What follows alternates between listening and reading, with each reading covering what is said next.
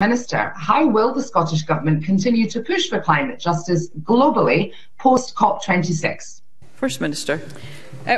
Firstly, we will try to lead by example through our actions at home. That is why the decisions we've taken to increase our Climate Justice Fund are important, and why our decision to allocate resources to the issue of loss and damage is important, because it allows us then to use that leadership to seek to encourage others to do likewise. I've already had discussions on this issue with other governments. I know there is a willingness now to step forward on loss and damage, and we will continue to try to play our part in building that momentum. It's really important that we focus on actions to mitigate climate change, to help countries adapt to the future impacts of climate change. But as COCAB Stewart rightly says, there are many countries across the world that are suffering loss and damage right now. They are struggling to cope with that. And the developed world, which of course has done the most to cause climate change, has a real moral obligation to step up and play our part in helping with that. And Scotland will continue to do everything we can to play our full part. Well, I really am starting to lose count of how many times in the last month or so I have heard that bowl-cut, headed fecal matter refer to the fact that apparently the Western world, or the global north, are responsible for man-made climate change, and the countries in the global south have done the least to contribute towards climate change, yet they will suffer the most disproportionately, and that's unacceptable. This little narrative has since grown arms and legs, courtesy of the likes of Nicola Finlips as well as others, such as, for example, children and young people have contributed the least to climate change, yet they will suffer disproportionately. They will suffer the most. They even went a step further and said that women have done the least to contribute to pollution and climate change, yet they will suffer the most disproportionately. It's just the intersectional Olympics, climate change edition. But it really pisses me off how this thin-lipped baboon has done nothing but spout her shit off for fucking weeks since COP. Even before COP, but especially since COP. All of a sudden she's now a climatologist as well as an epidemiologist. And the SNP, the yes men that sit behind her, irrespective of what party, there's no pushback at all. And then it becomes apparent that the reason for the lack of pushback is because the agenda seems to be in full swing now. This is it, as far as I can tell. Yes, you may make the argument that this is all just gibberish and talk and whatnot, and it all amount to nothing, but I wouldn't be so sure at this point. They really are accelerating, hence the word, considering it's a word they like to use themselves. But it really pisses me off how the likes of Nicola Finlips can constantly go on about how the West, or the global North, is responsible for climate change. The Industrial Revolution is responsible for climate change. Where are they getting that from? Oh, the hockey stick graph. The graph that's been debunked. Courtesy of the United Nations and their lackeys. The same United Nations that have been making climate predictions and temperature predictions and disaster predictions since at least the 60s and 70s. And guess what? They've got every single fucking one wrong.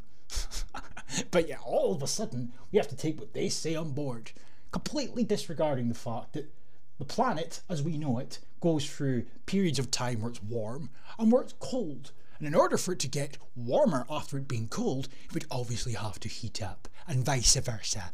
You know. Don't let that get in the way of your nonsense.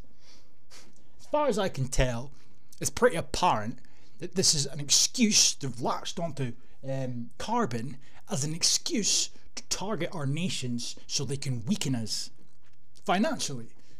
Hence the talk of well-being economies while simultaneously redistributing our wealth. The talk of moving away from capitalism in favour of a well-being economy. Leaving no one behind. Some going as far as to say that this is a step towards ridding the scraps of colonialism and ridding the planet of racism, etc. It's just fucking stupendous garbage. I shouldn't expect anything different from the SNP, of course. You know. But it really is just really fucking starting to wind me up how she just does not shut her mouth. So I mean, as you can see on the screen, this is from the SNP's website. I have no idea where I'm going from with this video. I've got so many tabs open. But Scotland leads the world by example in climate action, and here she is, fucking standing there, fucking podium. Sorry for the swearing, I'll try and refrain. Moving forward, we got another one here. Her statement on the outcomes of COP26. Our Nicola Sturgeon in Scotland won praise from around the world. The one down here. Scotland is making a difference in the fight against climate change. Written by her herself, of course. Come down here. Oh, there she is there. I mean, just get in the bin, like. But, for the last couple of weeks, Glasgow's pretty much been at the centre of the world. And for those who live here, it has certainly felt like it. No longer can anyone pretend that the climate catastrophe is some abstract event set to hit future generations in a distant decade. You only have to see the increasing numbers of severe weather events around the world to know that the climate and the planet is changing rapidly. Wow. Wildfires, I love when they point to wildfires as a classic example. I mean, the ones in California, the ones in Australia. How many people again got reprimanded for fucking arson? I just swore again, pardon my French there.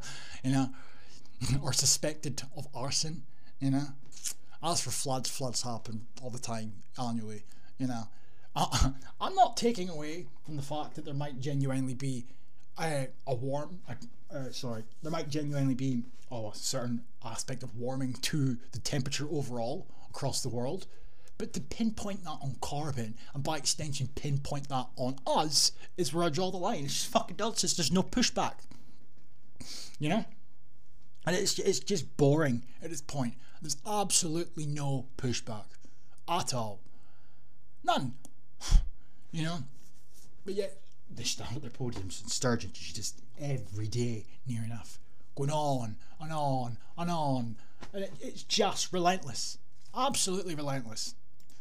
She goes on to say here that we have decarbonised faster than any G20 nation, but the fact is we have still fallen short of our ambitious targets in recent years, and we need to step up our efforts. Yes, for the last 3 years in a row, Scotland has failed to meet every single target that was set before them. But now we're moving towards phasing out the oil industry in Scotland. If I can find the clip, I'll put it up, where she says something I find rather compelling in relation to that announcement. But then we start moving towards this idea of a sustainable future where we all live in 20-minute neighbourhoods, and if you can work from home, then that would be ideal, etc. You won't be driving anywhere. You'll be solely dependent on public transport. But this 20-minute neighbourhood, just as well, we're all being conditioned currently via COVID, or have been conditioned via COVID for the longest time, in relation to staying local. Yes, all makes sense now. And all that talk for so long of building back from COVID with a socially just, sustainable, green recovery. All starting to make sense now. I think her exact words were, and as I said, if I can find the clip, I'll put it up at some point, where she said that we wouldn't be going back to a full-scale recovery, financial recovery.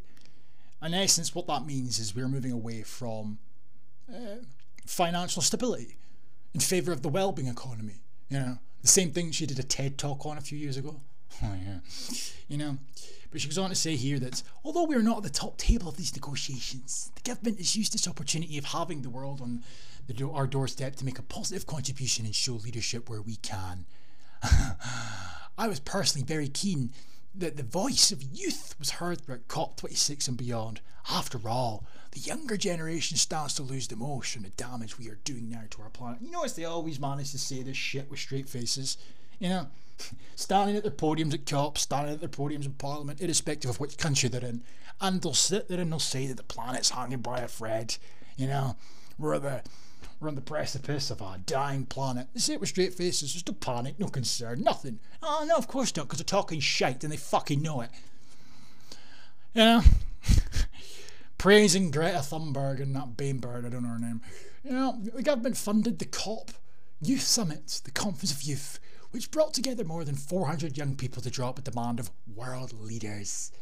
It has traditionally been funded by the host nation, but the UK government declined to do so. But I was glad to receive their suggestions and demands and remain committed to doing all that I can to realise them. Like what? System change, of course. Yeah. And of course, she was pleased to meet the inspiring activist Greta the Puppet and Vanessa Nakati, in all fairness to her, as opposed to Greta, at least this girl can think for herself. Greta is just the epitome of a used and abused child. Now 18, of course. But anyway, both of these young women have helped generate a global youth protest movement that's put the climate emergency at the top of the agenda, and we saw that during the Fridays for Future March through Glasgow, totally manufactured, but of course, you know. And of course, they're endorsed to do this by the SNP. They were endorsed a year prior to that as well, you know. And I don't know if there's any more in this article. I don't want to spend too much time on this shit if it can be avoided, but oh yeah, here. Another area where Scotland can and is making a difference is on climate justice. Like many cities in developed nations, Glasgow has a rich industrial past, and for a long time we enjoyed the benefits of climate emissions that are causing climate change. Oh, it's just set in stone, cast iron proof, because Nicola Finlop said it. It's causing climate change apparently. Remind me again what the fuck Scotland does in recent decades to really contribute to global emissions. It must be a percentage of a percentage point at this point, you know. Don't let that stop you, you know. Anyway, we have a moral obligation to help poorer nations who contribute the least to climate change but are now suffering the worst from its effects. You know, it's the same rhetoric irrespective of where. The climate change plan, published in December, contains over 100 new ways to tackle the climate crisis. And importantly, we're making sure that no one is left behind. Oh, no one is left behind. It's almost as if I've heard that before. Yeah, of course, yeah. Sustainable Development Goals, anybody? Yeah, Agenda 2030. Nicola Sturgeon's little baby, of course. She loves the Sustainable Development Goals. As do they all, of course. But it's not original. I just wish more people would pick up on this stuff. Leaving no one behind, from the United Nations' own website. And it goes on to talk about how as we embark on this great collective journey, we pledge that no one will be left behind. Recognising that the dignity of the human person is fundamental, we wish to see the goals and targets met for all nations and peoples and for all segments of society, and we will endeavour to reach the furthest behind first. 2030 Agenda for Sustainable Development. By adopting the 2030 Agenda, Member States have committed to leave no one behind in their implementation of the Sustainable Development Goals. This means that the specific needs of vulnerable countries, including African countries, least developed countries, landlocked developing countries, small island developing states, etc., countries in situations of conflict, needs to be addressed so that each of them can enjoy sustained, inclusive and sustainable economic growth and social progress. Yeah. I mean, I don't even know what half that shit means, if I'm being totally honest with you. You know, but sustainable, it's the word of the century apparently.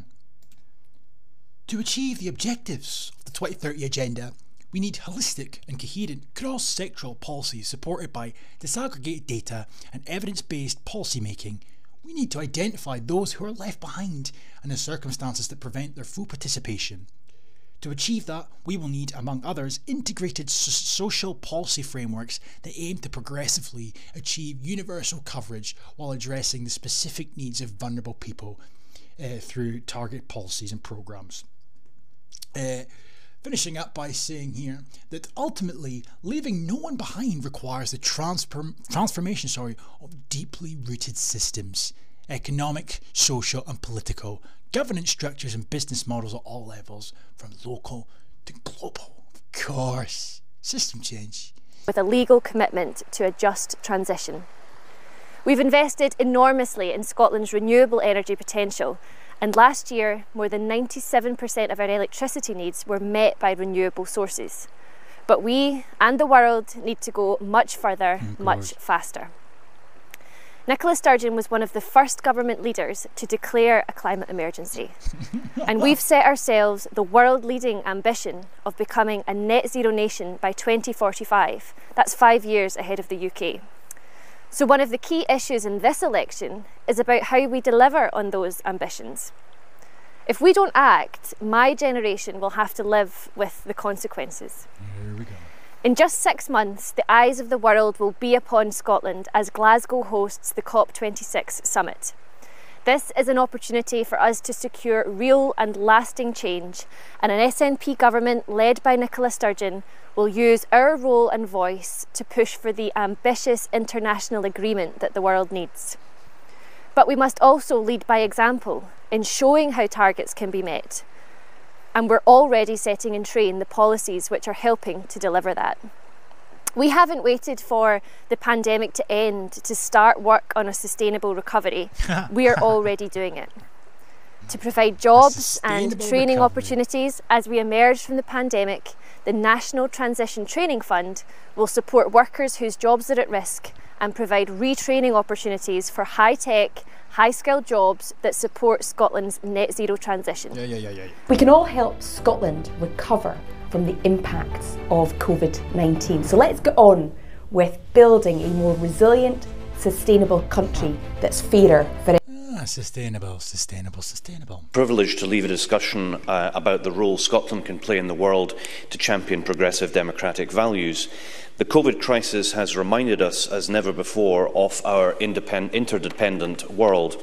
Last year, the German President, Frank-Walter Steinmeier, said that the pandemic was a test of our common humanity.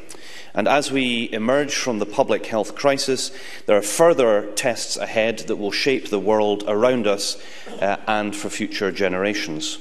The Scottish Government is determined to play our part and to make our contribution.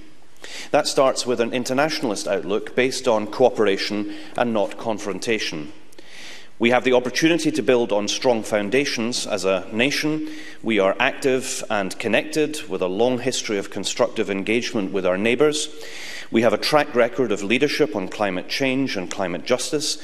The Minister will say more about the opportunities presented by COP26 at the conclusion of this debate, and effective delivery of development assistance. Of course, membership of the EU is about much more than trade deals, and Scotland shares with the EU a vision for Europe that embodies democratic values, promoting the well-being of all in society, rises fully to the challenge of the global climate emergency, and supports a sustainable economic recovery from the global pandemic. The crisis has impacted literally on every aspect of life, the economy and society, and we're going to have to methodically and systematically and carefully work our way through how we fix the impacts where it's done damage and where we change how we do things in the future. So I don't have all of the answers to that right now, and I think Parliament would rightly be a bit miffed if I stood up here and tried to give you all of the answers to that right now. But just as we did at the outset of this crisis to put in place the protection against eviction, as we move into a different phase, we will have to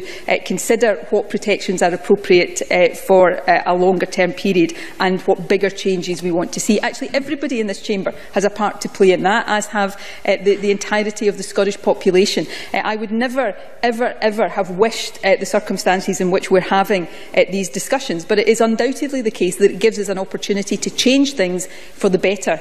Keep up the pressure. Important in the short term, but it is also vital to help lay the groundwork for a sustainable economic recovery. You know, that's just to name a few, of course. You know, the list is endless. And just as Scotland was one of the first nations to create a climate justice fund, just as Scotland was one of the first nations to declare climate emergency, it was also one of the first nations, if not the first nation, to join the Sustainable Development Goal regime, courtesy of Nicola Sturgeon, back in 2015. One of the first things she did after she took over from her old boss, Alex Salmond. Yeah, go figure, of course. Global goals, sustainable developments, and all you ever hear, or you ever heard, I should say, in the run-up to the declaration of a climate emergency, in the run-up to the beginning of this year, I should say, getting my times a bit mixed up there, was that we can't go back to the way things were. Oh, no. This new normal's here to stay. You know, even, for example, an article I've got here from the SNP from around about May last year, with the Social Justice and Fairness Commission, and it goes on to say here that as we recover and rebuild, we must not return to the way things were. Yeah, they don't want to go back to the way things were, and then it becomes rather questionable, I should say. Is it possible, and this is my theory anyway, that COVID, big bad COVID, the COOF, was nothing more than the justification required to turn society on its head and keep people in a state where they can be easily controlled, and by extension decimate industries that you don't want to exist anymore, such as oil and gas? Well, that reminds me, I need to find that clip. You know? While you simultaneously condition people into becoming accustomed to not travelling as much.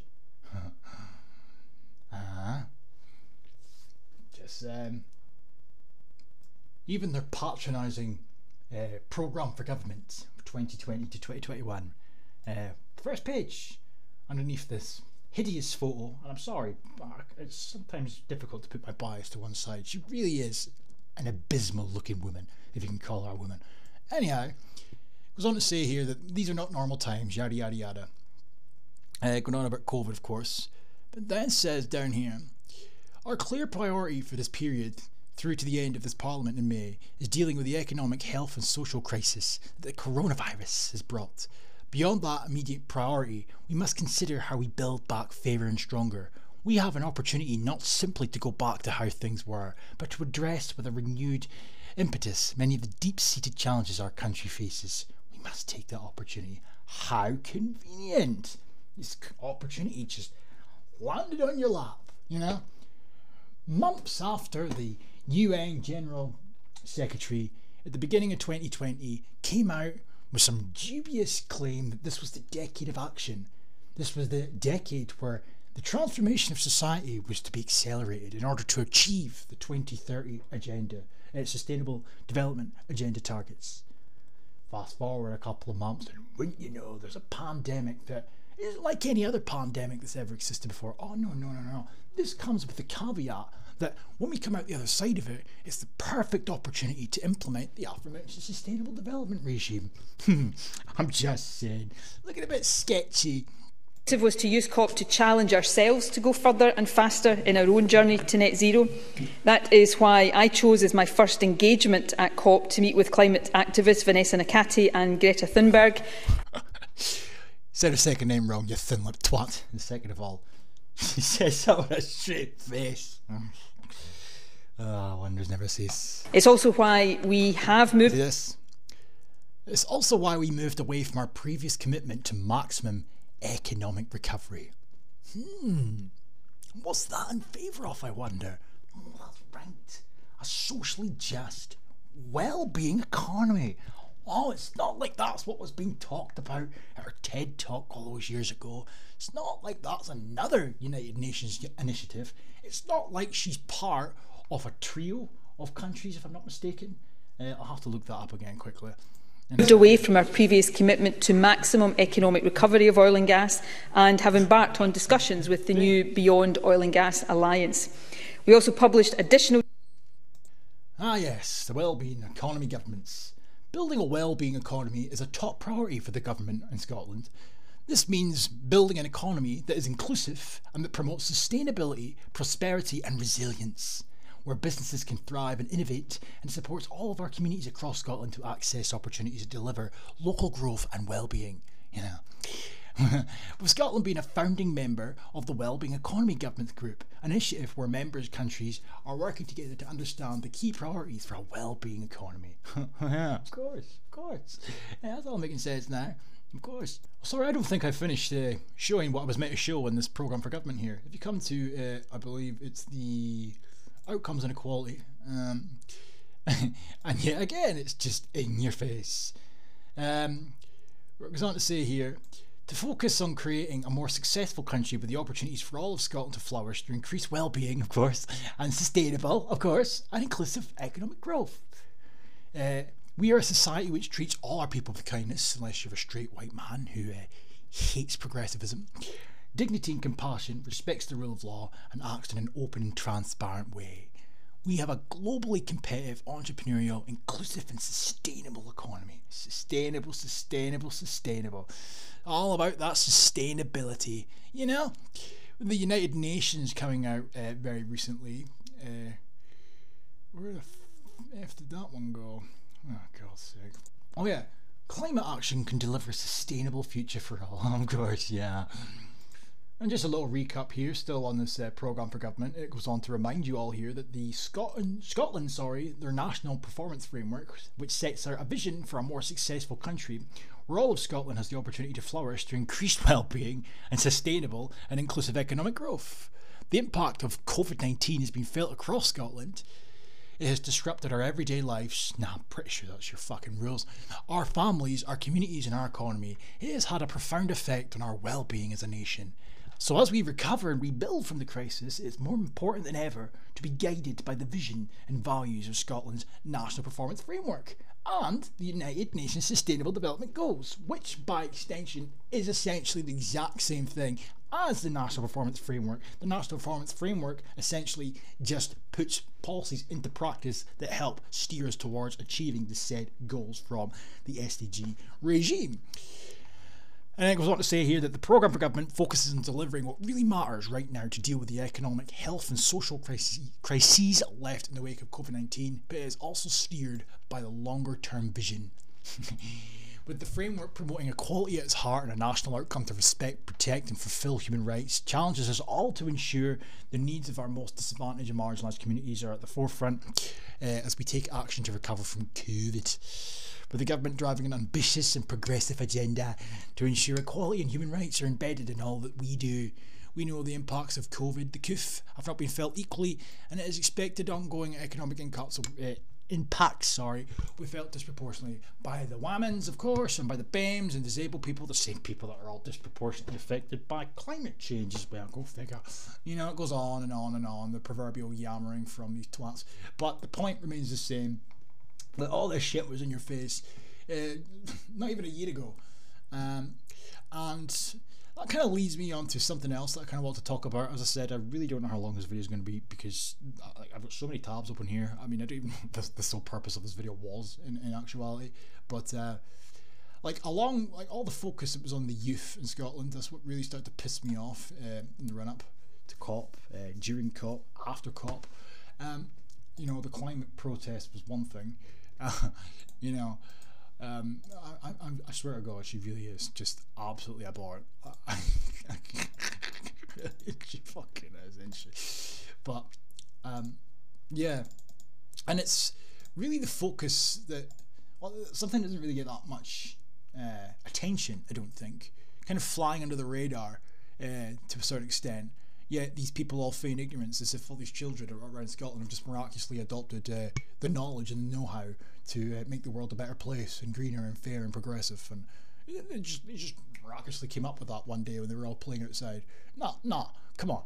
They're learning that from somewhere. And you'd be correct if you thought that was the case. They are indeed, courtesy again of the Scottish Government. Learning for sustainability. Learning for sustainability is a cross-curricular approach to creating coherent, rewarding and transformative learning experiences, with it all being about learners, educators, schools and their wider communities building a socially just, sustainable and equitable world, supporting an effective whole school and community approach by weaving together global citizenship, sustainable development and education, and outdoor learning. Learning for sustainability is an important component of the curriculum for excellence, an entitlement for learners and a core part of teachers' professional standards. It supports the development of knowledge, skills and values at the heart of the curriculum's four capacities and provides a mechanism for promoting and working towards the UN's SDGs, or the Sustainable Development Goals. Yes.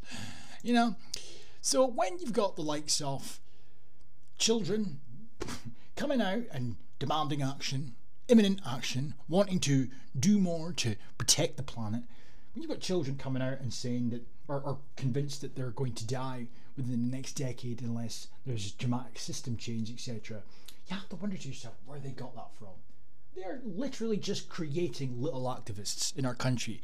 They're essentially moulding a generation without them even knowing that it's happening to them, who are going to grow up to completely accept, and in many instances I would hazard a guess, will go on to advocate for further acceleration, or at the very least will stand in the way of anybody trying to reverse the imminent damage that's coming our way from this carbon neutral fucking world. You know, Learning for Sustainability Action Plan is reiterates what I've just read out there, but goes on to say sorry, because as I say, I've got a rake of these fucking tabs open here and I've got to stop swearing, I apologise. this is one I actually made a video on a long time ago about Vision 2030, concluding report of the Learning for Sustainability National Implementation Group. There's one, this one here, the action plan, sorry. This is actually on the Scottish Government's website as well, but for some strange reason I can't find it. I think I did make a video on it a few years ago, right enough, so it's probably there, in fairness.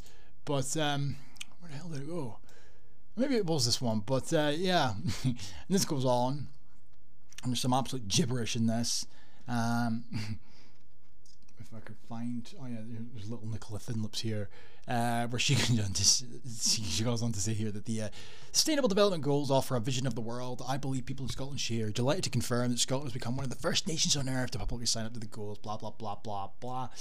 But you know, it goes on to say here that all learners should have entitlement to learning for sustainability. Every school should have a whole school approach to learning for sustainability that are robust, demonstrable, evaluated and supported by leadership at all levels. All school buildings, grounds and policies should support learning for sustainability. You know, what the fuck does that even mean at this point? It goes on to say here that we would like to impress upon all those involved in education, like the importance of continuing to support this work and taking forward these actions. We must guard against a box-tick short-term approach, which can see important gains and opportunities being squandered. The scale of the undertaking to address the SDGs, in particular to learn our way towards a sustainable future, is considerable and requires long-term sustained commitment. You know, and it goes on and on and on and on. This one down here is one of these bullet points. I just wanted to finish off on this point here. Is it in this one or was it in the Scottish Government's one? If it is, that's going to piss me off. Oh, sorry, I'm doing this in real time here. Is it here? It should be. It's got to be one of these ones, surely. 2 seconds. I love this one. It's not in these bullet points. It must be different ones, but it says here that we will have, well, they hope to have effective 3 years old, presumably, to 18-year-old progression in learning for sustainability across all sectors. Wait, what? 3-year-olds, okay. Sorry, it was there. I'm staring right at me. Our learners are committed to the principle of global citizenship, social justice and equity, democratic participation and living within the ecological limits of our planet. You know, again, this concept of the planet, protecting the planet, the well-being of the planet, it's essentially replacing God in many respects. It's a new religion to these people. To some, I think most of them know that they're talking shite. But what I mean when I say that, though, is that you're going to be controlled by this. You know. Reminds me, if I could find the video, fucking hell, this video's all over the place. Thank you, Presiding Officer. On Tuesday, the First Minister turned her back on 100,000 oil and gas jobs, many in the North East. Yesterday, the SNP turned its back on its commitment to fully dual the A96. Can the First Minister explain to the people of the North East why she has turned her back on them? First Minister. Well, like much else that comes from the Conservative benches, that is just complete nonsense, but also completely ignores the responsibility all of us have to address climate change. Yeah, right there, that there, you know. She can do whatever she wants, and all she needs to do is say, oh, but it's for the climate, you know. The climate depends on it, you know. Yeah, okay, of course. You know, that came into my head there. Anyhow. These issues are complex, they are difficult, they are often contentious. But on the issue of oil and gas, let's firstly be clear on this. The transition away from oil and gas, which the science says is essential. The science. You always know they're talking shite when they come away with crap like that. It must be a just one. It mustn't put 100,000 workers into unemployment. Yeah. Anyway, moving on. Had blended learning where there was smaller class sizes. We really had that opportunity to trial all of this out on a bigger scale. We were really pushing these goals as being the highlight, especially with a long time out of education. We thought these 17 goals are really what's important just now. We got really good feedback from the pupils and the teachers in terms of their enjoyment of it, but what they actually got out of it as well was quite valuable. So we thought this has worked really well. we want the whole school to become involved. So we now teach sustainability. It's on the timetable. S1s and S2s get a double period a week for it, where they're solely in for sustainability learning. So the S1s at the moment are touching on each of the 17 goals, one a week. What's really good about it is now that we have the time for it, if there's something that the pupils are really liking and focusing. I mean, it's fucking remarkable to me that we have teachers up and down Scotland, as well as the Scottish Government themselves, putting this content, if you will, the suggestions, the resources, the information, the rhetoric, etc., onto their own website and into their own speeches, etc. But we have teachers taking it upon themselves to promote the United Nations progressive utopian agenda. Utopian, in air quotes there. To children. And obviously, in this instance, it's high school children, but there's other videos on this channel where it's primary school kids. It just really depends on the school and what teachers decide to pick up the mantle. But there will come a point where everybody's learning about this, because in actuality, learning for sustainability in some shape or form is already incorporated into the Scottish education system. It really just depends, on, as I said there, on what teachers decide to pick up the mantle at this present time. But with climate change being the hot topic just now, and climate change being one of the sustainable development goals, you just know damn well that any teacher in these schools that gets a whiff of these resources being nearby, and they happen to be of the activist type persuasion, then mark my words, that's another school that will be brainwashing its youth. Anyway, focusing on, then we can take their interests and expand on it. So we now have that dedicated time. The learning mostly is discussion based and pupil led learning, so they kind of drive their ideas forward and create their own projects. So they've liked that side of it, where it's maybe a bit more practical. They are really interested in these issues and they recognise the importance, which I was at the start of this. I was pleasantly surprised by the kind of the reception from the pupils. See, the undertones, all these videos that I've watched in relation to this, the undertones here, from what I can gather, as you might see depending on how much I include in this video, is that they kind of create this perception to these young children that not only is their voice important and they're respected and they need to be heard, etc. You know, they get taught all about the United Nations rights of the child, rights, the UNCRC crap, etc. You know, they get emboldened, they get empowered, but they're also sort of steered towards creating things as a group, as business groups and whatnot. With the idea being to create a positive outcome, to create change. And when you look at that on a larger scale, a wider perspective, when they leave school in the future, when they're full-blown activists, they're well prepared to take up the mantle, pick up the mantle, to push for what they perceive to be positive steps and, you know, demand and create change. And it just so happens what we've got going on there, you know, I'm just saying. It's about creating a better future for all of us. Yes, we're looking at the climate, looking at social justice, creating a fairer society for all of them. It's about get them understanding the role that they can play in creating a better future. It's about kind of developing those values within the pupils moving forward, so when they leave here, they take them through their life and they contribute to a wider, better society. What was really positive was the fact that it wasn't a science teacher could be delivering this or an art teacher could be delivering it, and for me that was about it modelled to the pupils that this is everyone's responsibility. So for the pupils it was great to see that this is all of our community and all of our world, so it's all of our responsibility to make a difference. That was kind of the one main challenge at the start, was how are other teachers in other subjects maybe going to feel about teaching something that might be a bit outside of their comfort zone. So every teacher has the responsibility now, the same way that we do with literacy and numeracy, sustainability as a responsibility for all, and it's been really good to see other staff members coming on board with this too.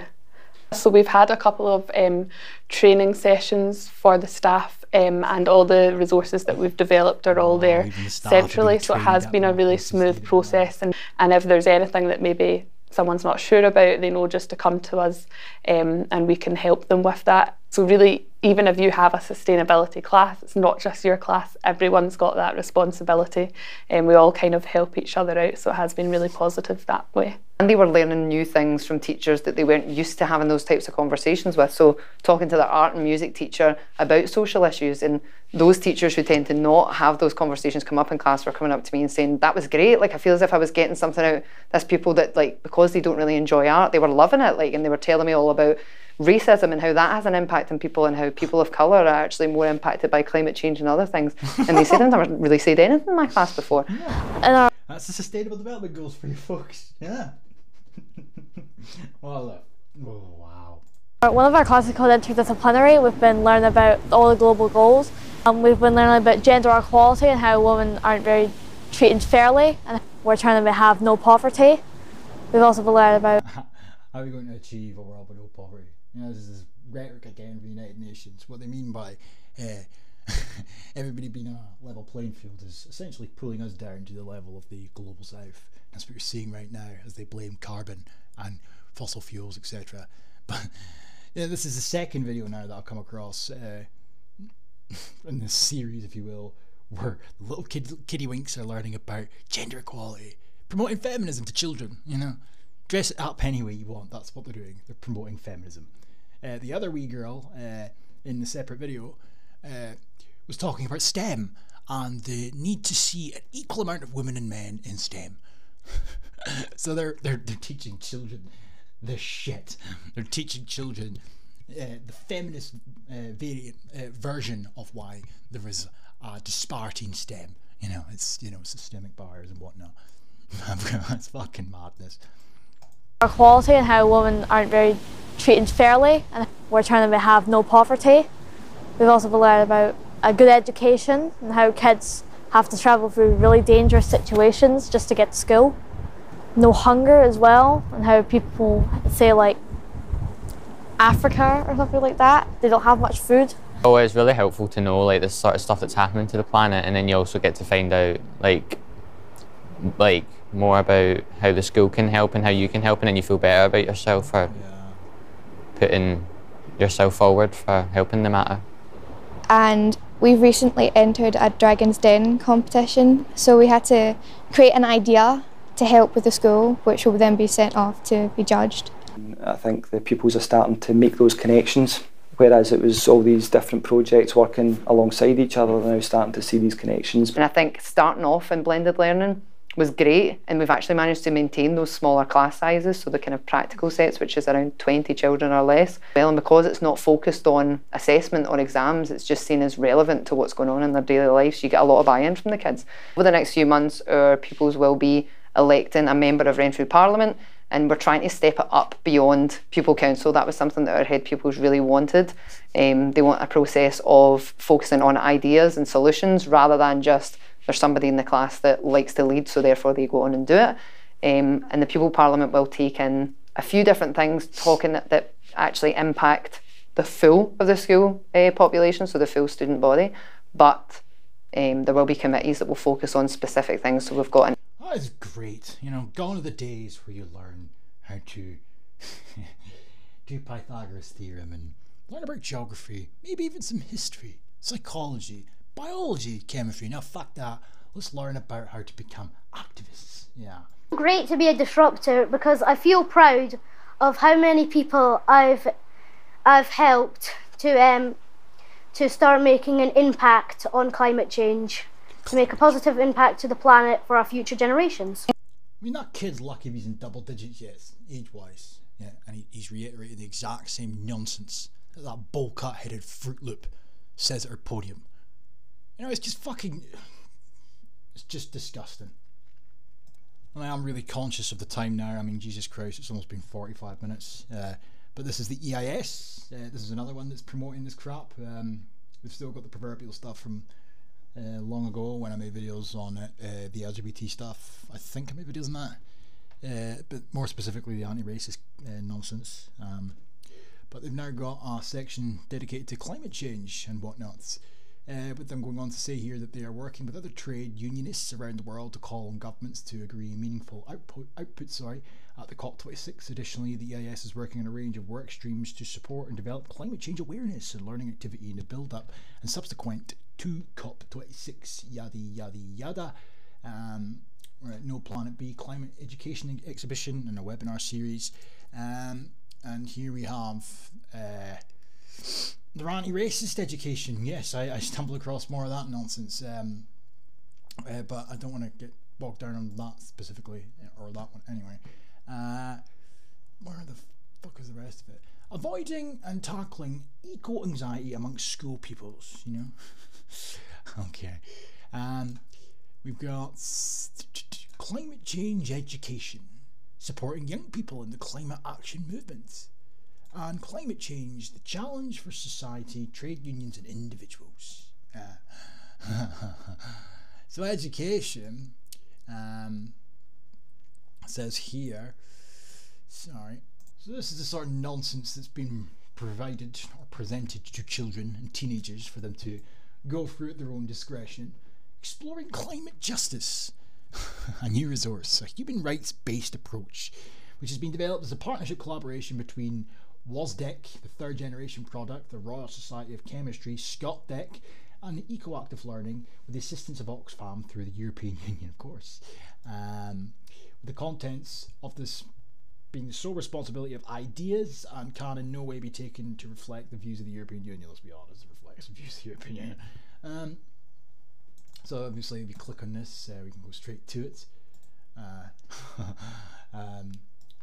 already been through it, but 2 seconds. There is no single definition of climate justice, so let's look at a few here. The Scottish Government in 2012 was one of the first countries in the world to set up a climate justice fund, so we can't even blame Nicola Fidlips for this. To tackle the effects of climate change. For the government, climate justice is about recognising that the poor and vulnerable at home and overseas are the first to be affected by climate change and will suffer the most, yet have done little or nothing to cause the problem. The negative impact of climate change is felt, or are felt, I should say, the most by those who are already vulnerable because of geography, poverty, gender, age, indigenous or minority status and disability. I mean, fuck off. Just intersectionality again. Indigenous or minority status. So if you happen to be a white guy, for example, and you live in, I don't know, let's say Kenya, for example, and Kenya's been ravished by global warming, climate change, but because you're a white guy, you're fine. Or would you be classified as having a minority status if you were in Kenya? No. What that means is everybody who's not white, for any BAME, anywhere in the world, irrespective of where, because they're BAME, they're affected a little bit more, purely for being BAME, as opposed to you being white. It's just fucking stupid. It really is stupid shit. Anyway, climate justice links human rights and development to achieve a human-centred approach, safeguarding the rights of the most vulnerable people and sharing the burdens and benefits of climate change and its impacts equitably and fairly, with climate justice being informed by science. Of course, it's informed by the science. Response to science and acknowledges the need for equitable stewardship of the world's resources. So everything's about equity now, you know. See, it's so painfully obvious where this is all headed. To some weird socialist / communistic hellscape where everything is redistributed to a certain extent anyway to appease and benefit the minorities of the world, with the United Nations and whatnot probably getting the most of the handouts, let's be honest, whereas we will be shafted because we are the colonisers after all, and it is our fault. You know, we've got a lot of grovelling to do. Climate justice and global citizenship education. Fucking climate justice remains an underdeveloped and poorly grasped concept in Scottish education. Oh, that'll need to change, won't it? Taking a global citizenship approach enables teachers to promote hope and a sense of agency, counteracting eco-anxiety that was created and generated by the shit that you're teaching them. So, vicious circle, isn't it? You know, this resource doesn't tell learners what to think and do about the climate emergency, but provides a stimuli for critical thinking and critical thinking. You're having a laugh, aren't you? A fucking laugh, like, oh, there they are. As a climate justice resource, this material will support learning beyond Goal 13 with explicit focus on 1, 10, 11, 12 and 16. So it links to the Sustainable Development Goals, of course, it goes without saying. It's just, baseline activities, blah, blah, blah, blah, blah. I'm not reading for all this garbage. What else have we got here? Exploring climate change, again from the education.gov.scot. The basics, the evidence, the impacts, predictions, response to controversy and taking action. Yeah, this is for children, so this will be S&P rubber stamped approved. Nonsense, of course. Then we come to ScotTech. And I found this one remarkable. So, they're inspiring learning for a fairer future, working with schools and educators to champion active and participatory global citizenship education. Now, they get a heavy thumbs up endorsement from the S&P, or Scottish Government in general. They've got a plethora of projects that are in the pipeline, obviously funded by the government and the EU. Reference to the global goals there, of course. But if we come to... where was it? Sorry. Is it here? No. Oh, for fuck's sake. Too many tabs again. 2 seconds. Issues to action. Mathematics. This series of lessons uses the issues of gender inequality, climate change, and migration as a context for developing core math skills. Okay. Science, with global citizenship providing a wealth of real-life context for learning science. Issues of sustainability, gender and health are explored in a series of lessons. Yes, of course. Anti-racism makes a comeback. Of course, go figure. I wonder what this says. This might be the one I have open, actually. No, this is a different tab. Go figure, because there's far too many at this point. But I love this little thing here. Development education centres across Scotland. There's one, in Aberdeen. There's one in Dundee, Edinburgh, Glasgow, and Inverness. Now, the one in Inverness is called Highland One World. How do we look at this Highland One World, and what do you see here? First picture just repulses me. A bunch of little children holding up the goals that, if fully implemented, would turn the world into exactly what these progressive tyrants envision, under the pretext of doing it for your best interests and for the well-being of the planet. With the Highland One World Global Learning Centre supporting schools in the Highlands and Islands to promote global citizenship and learning for sustainability through active and participatory learning. And they've got the proverbial projects, the same as the other one does, but they've got some here such as learning for sustainability in early years. You need to book a slot for these things. I think they're online. Rights, school, and the new incorporation bill. Global citizenship approach to secondary teaching and beyond COP climate justice in the classroom. Okay. Learning for sustainability in early years. Global teachers online forum. And the list goes on to some extent. But, shit, wrong one. But look at this, for example, though. The same shit. Climate change resources for teachers. With the resource, this resource is our pick of the very best global citizenship resources on climate change. Anti-racist resources for teachers. You see the two are synonymous here because it's all the same shit. Feminism or gender inequality, anti-racism and climate change. All the same nonsense. Become a more confident and skilled anti-racist educator generally involves starting with educating yourself. Okay, that's a big good one. Becoming a more confident and skilled anti-racist educator generally involves starting with educating yourself. With these resources supporting you to learn about the historical roots and contemporary manifestations of racial prejudice and discrimination. They also explore the influence of race and culture in our own personal and professional attitudes and behaviour. Yeah. Okay, of course. And then it goes on to talk about, the uprising, the historical roots of racism.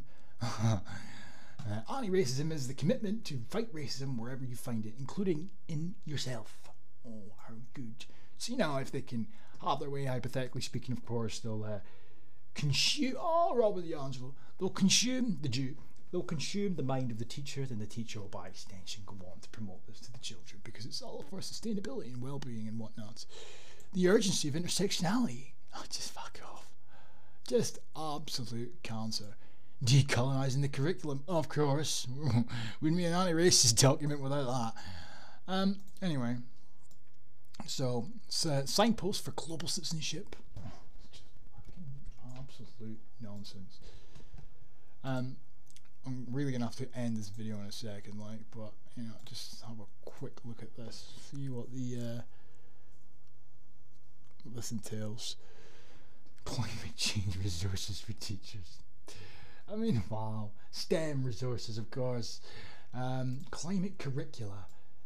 Wow. Oh, look who it is. It's the it's the Sustainable Development Goals. Wow, wow, wow, wow. Just garbage, man. Fucking garbage. Anyway, I think I might have rambled for far too long this time around, like, but you know, I had to kind of go on a wee ramble and see what the hell it ended up happening as a result of. It's remarkable to me how our youth are being deliberately targeted as we speak to conform to this nonsense. That, combined with the fact that there is absolutely no pushback, and that's by design of course, gives off the impression to not just impressionable youth, but your average Joe who has a 9-to-5 and doesn't pay much attention to the intrinsic behind the scene details. No pushback whatsoever will lead a lot of people to formulate a conclusion that what they're saying is true, and what needs to be done to reverse these trends is justified, is warranted, is welcomed, etc. It's just a scam. I'm sorry, I'm not saying that certain parts of the world aren't experiencing outlandish weather that they wouldn't ordinarily experience, such as a drought. You don't experience a drought every year, presumably. But I'm sorry, I just do not buy this notion that, oh, fucking we're at a knife edge now because of industrialization and the Industrial Revolution, when they deliberately ignore periods of time, historically speaking, prior to the Industrial Revolution, where the temperature was pretty damn hot, with the medieval warm period being one that always springs to mind when I bring that up. You know, they conveniently leave out the fact that the temperature has fluctuated up and down and up and down and up and down since at least the early 1800s. They conveniently leave out the fact that every prediction they've made up until this point has turned out to be shite. They leave out the fact that emails, in the early 2000s, proved quite clearly that they were making crap up. You know? What about the likes of Barack Obama? Who's the other one? Who've all bought condos on the water's edge, but yet they simultaneously tell you that the sea levels are all rising around the world. It's fucking bullshit, you know? And of course their hockey stick graph. Just nonsense. And I don't know how much more I can take of seeing this thin-lipped baboon every single fucking day now, pardon my French again, just yammering on about crap she clearly has no idea about. It looks good, and it's just this fucking face of hers. But also reducing the offending, and that presents difficult. One last thing before I go. Is that right there? That's what I'm talking about.